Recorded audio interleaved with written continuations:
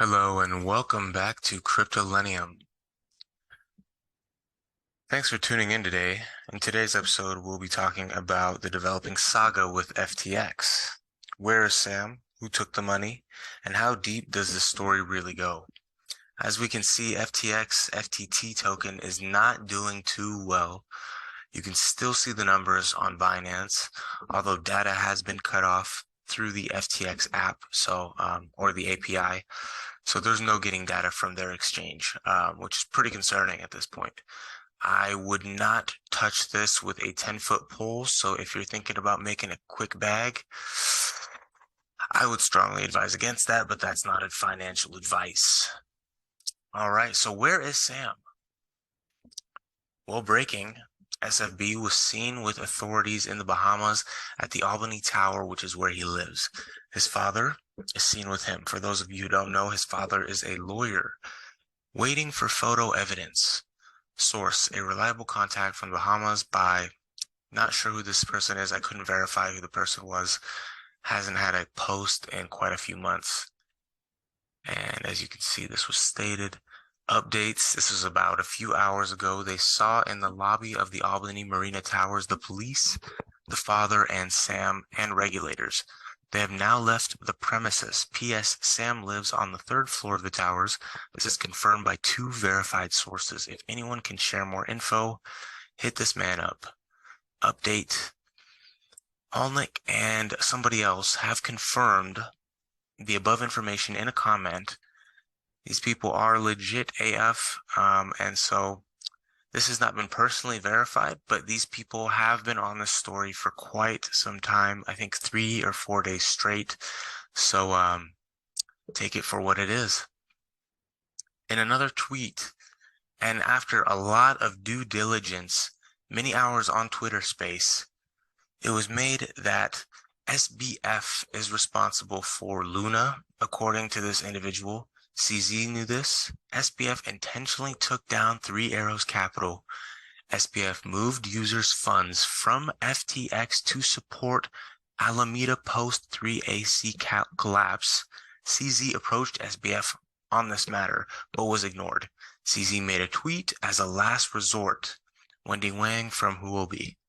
So if we take a look, CZ did say something back in, I think this was in July. Yes, July 7th.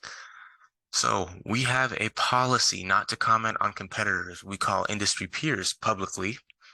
I broke this rule only a few times in the past, and this happens to be another time. And so this is bringing a tweet back from the past. I don't know why we haven't seen this sooner, but it would be wise to take a look now. July 7th. CZ Binance tweeted, so Three Arrows Capital owes Voyager, a partner with 3AC and the Luna situation, a few $100 million, went bust. FTX Alameda gives Three Arrows Capital $300 million, but didn't save it. Alameda invests in Voyager, then takes $377 million loan from Voyager. Okay, Voyager went bust. FTX didn't bail them out or return the money. Hard to follow? Well, I think if it is hard to follow, CZ breaks it down. So Three Arrows Capital owes Voyager a few $100 million. Went bust. They lost the money. FTX and Alameda, their investment arm, gives Three Arrows Capital $300 million, but did not save it. Alameda invests in Voyager, then takes a $377 million loan from Voyager after investing into them. Okay. This sounds like a tax loophole type thing. I wouldn't know, but if you know, comment in the section below, because I would love to hear more about this. Voyager went bust. FTX didn't bail them out or return the money. Hard to follow? Well, it is for me too. So some of these fast facts. Voyager Digital entered a loan agreement for a revolving credit facility of $500 million in Bitcoin and USDC from Alameda Ventures. Alameda Research and its venture fund Alameda Ventures owed 9.5% of the Voyager Digital shares as of June 2022. Voyager filed for Chapter 11 bankruptcy in New York on Wednesday due to a $650 million exposure to fellow bankrupt crypto firm Three Arrows Capital. Alameda's debt to Voyager is the second largest after Three Arrows Capital. Bankman-Fried's FTX recently extended a $250 million revolving credit facility to another 3AC exposed firm, BlockFi. It seems there's like a lot of intermingling going on, and this is not a good sign. Obviously, knows a lot about bankruptcy even in July. As Sam Bankman-Fried tweeted himself, always happy for people to take an interest in helping the industry, less so if it's just pretending, but kind of wish some of them would bother asking their legal team how bankruptcy works first, or, reach out to ask for clarifications. I'm always happy to inform. So this guy knew something. Always happy for people to take an interest. Going forward, CZ will break this policy a bit and be more vocal about issues he sees in the industry. This may cause more debates and more fight memes, but that's not my intention. It's to reduce risk, even if they are false alarms. This is why CZ has been an open book this entire week and this entire time, because he believes in decentralization, open ledgers. That is the concept to live by. This is how we set ourselves free. Wall Street Journal reported that the rival crypto exchange Kraken knew that the identity of the alleged hacker and would pass the details to authorities. And so with that said, want to know something funny about the Binance FTX official relationship and perhaps the origin of the feud? Well, remember this 2019 tweet? A market maker, and so this was a tweet, and we'll come back to this, the identity of the hacker, but I figured you guys should know about this. CZ made a tweet in 2019 that a market maker from a smaller futures exchange tried to attack Binance future platform. No one was liquidated, as we used the index price, not the future prices, for liquidations. That's their innovation, proprietary. Good job to Binance. Only the hacker lost a bunch of money, and that was that. And as you can see here, the price dipped. No one was liquidated because of the mechanism, the proprietary mechanism that Binance had developed. And yeah, pretty sure that was Alameda Research triggering stops on Binance's brand new futures exchange. Phew. You don't believe me?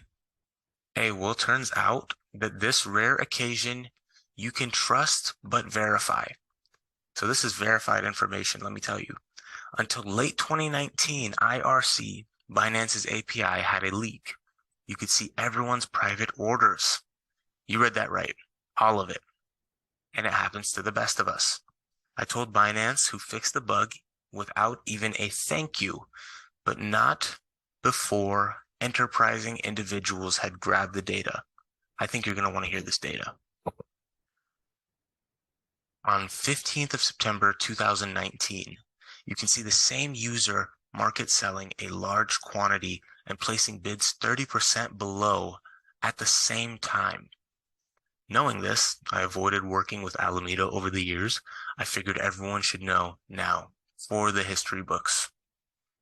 If you take a look here, this is the trail. If you want to take a look for yourself, go look at that and tell us in the comments what you found out, because I think other people might be interested.